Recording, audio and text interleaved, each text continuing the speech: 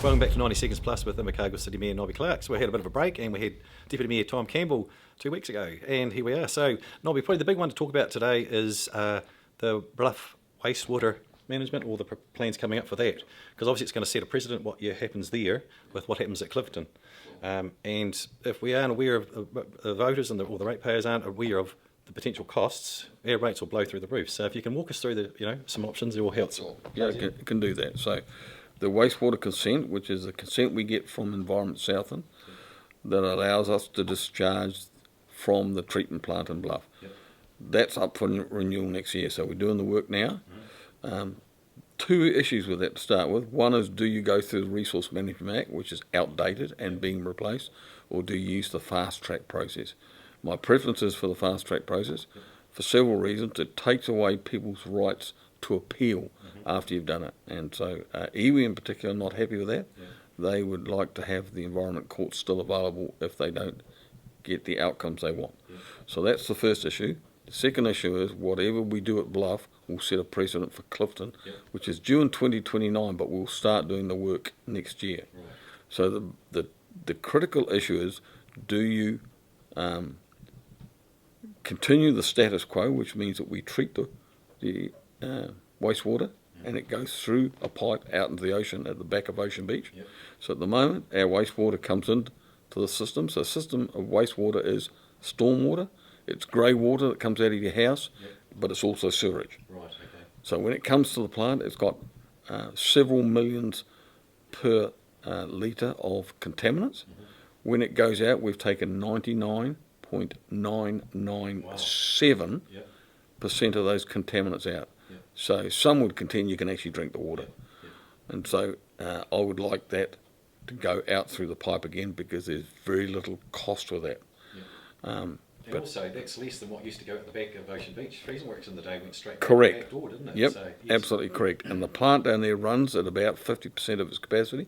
So with aquaculture coming into Bluff, which will have some contaminants as well, we'll be able to cope with that. Oh, that's good to know. So iwi's approach has been, in the more recent times, that they are opposed to anything going to water, which means to a river that leads to the sea, which is what Clifton does.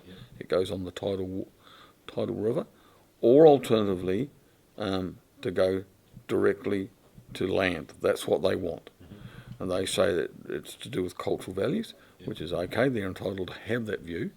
I don't agree with that. I think with science, because the science. Well, that's the issue. I've said, what's the problem with the existing discharge in Bluff out through the pipe? Which has been there for what, how many years? 25 years, the last consent was. Being mindful that 27 years ago they got the Ngāi Settlement Act, which gave them more power. And so I've asked some questions. Have you raised anything with the regulator, which is Environment Southern, about contaminants going out there? The answer is no, because I've checked with Environment Southern. Have they been doing monitoring? The answer is yes. They monitor within 100 metres of the discharge, and no concerns again. Right. So they monitor power. So it's got into quite a tough debate about what we do or don't do. So what we've been considering has been discharge to land or through land, and then out the pipe. I've been opposed to both. So we recently had a council meeting that put back in what they call 1A, which is the status quo, which comes at no additional cost other than repairing the pipe somewhere along the line. But all the options are going to need a repair to the pipe.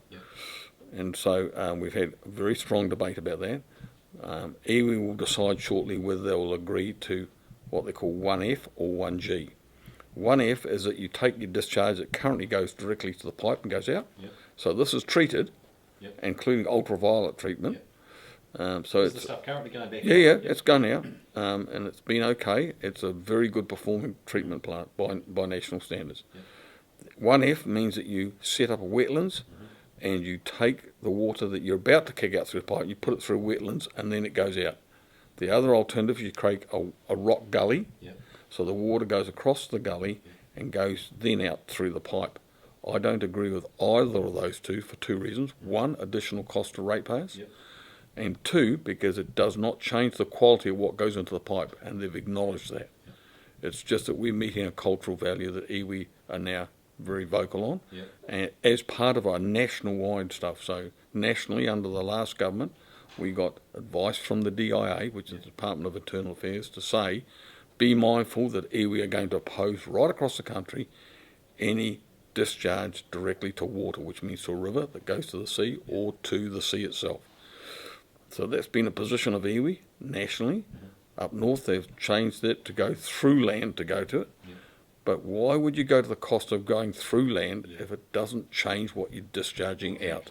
Yeah. And the swamp, or the not swamp, the creating of wetlands has a further issue that it has sediment in it, and of course birds will deposit into it, so it will decrease the value of what's going out.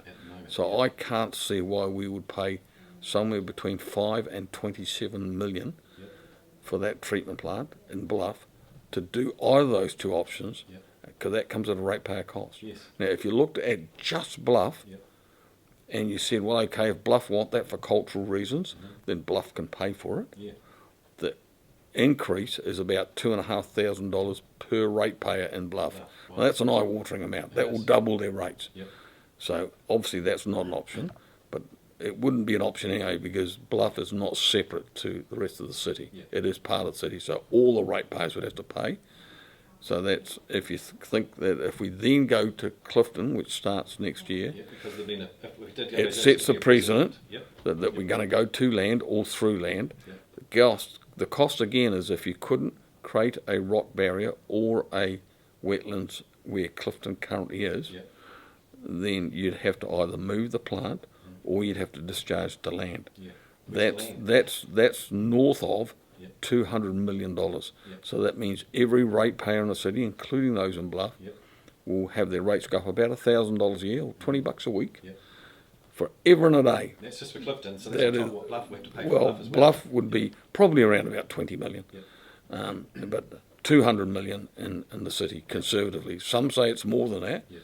but let's say it's 220 million. That's $1,000 for every ratepayer right throughout the city. Now, that's not talking about normal increases. Yes. It's not talking about three waters, Or which cost is blowouts which is and council upgrowing tax and go all those things. It's just that one small component Yep. of what you discharge. Yeah. And so I've said we need to have a serious rethink about that, and people in the community need to understand there are some eye-watering amounts in that. Now, that's not me predetermining. I just don't want, when I retire, to be sitting back and somebody say to me, I'm sorry, Nobby, your rates are going up. Yeah. I mean, mine personally won't go up, so I've got no skin in the game because I'm not on the sewerage system. So I don't incur that cost where I am in Otara. And obviously, not being here at the end of the term, I'm not standing again. I've got no voting to gain from this. I'm not trying to play any cards, but we just need to be very, very careful of what we commit to in this area. Totally. It is huge. Now, the obvious other question I've asked, which nobody's prepared to answer, because there's another tough question, is why don't we have water meters like some councils have? So what a water meter does, it's like a power meter. You pay for a connection, and then if you don't use your water for 6 months, that's all you pay. Yes. Now that what I asked Central Otago, who've got water meters, what happened to them? Well, it was about $10 million when they installed it about 15 years ago. They recovered the cost in 2 years. Wow. Because their water volumes dropped down, the demand dropped down at the front end by 25%. Wow. Auckland has dropped way beyond that.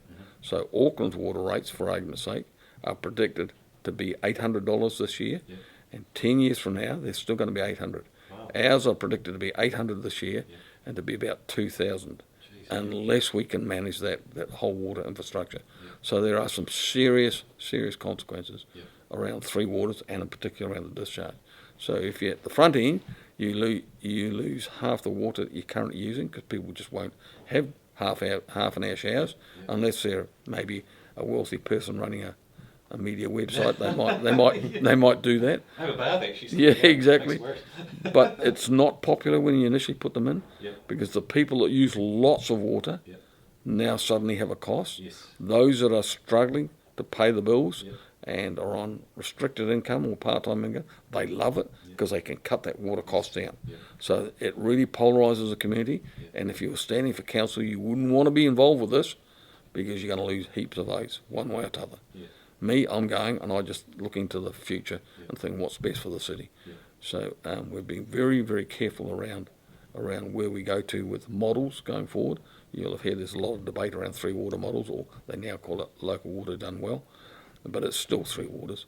And so having water meters, I think, is something that we need to face. It comes at a cost initially to install them, but you can then manage your water like you manage your power, because they are 2 very, very big costs if they get away from you. Now, every time our power bills seem to go up, nobody cares less. I hear nothing. Nobody running around saying it, but the moment water goes up, oh my goodness, let's sack the council. So it is something we need to face, those 2 issues: wastewater and the consenting for it, and also the issue of potentially water meters at the front end, which means that you treat less, so that's saving. You have less going out your pipes at the other end into your wastewater, so that's less discharge, which needs to be treated again. And it allows us then capacity to deal with stormwater, which every so often upsets us that we get too much stormwater in the system. So it's a huge issue that we have to face. The consenting issue is probably the biggest single issue that any council will face in their time on council, I think. It is huge. But it's just quietly in the background at the moment. So people just need to have their antenna up and know when the debate comes, to know what's affordable. Because everything's got a cost. So if you want the affordability of cultural value, which some people are happy with, that's fine, but know that it comes at a cost. And if you don't want that, then what other options do we go to? And so we have a huge debate coming our way over Bluff, which then has a consequence for Clifton as well. That's 90 Seconds Plus with Invercargill City Mayor Nobby Clark. It's appropriate we've been talking about water and more water today, concerning it's been persisting down over the last few weeks. But hey, it makes the grass grow. It's a bit hard for farmers. Until next week, we'll see you later.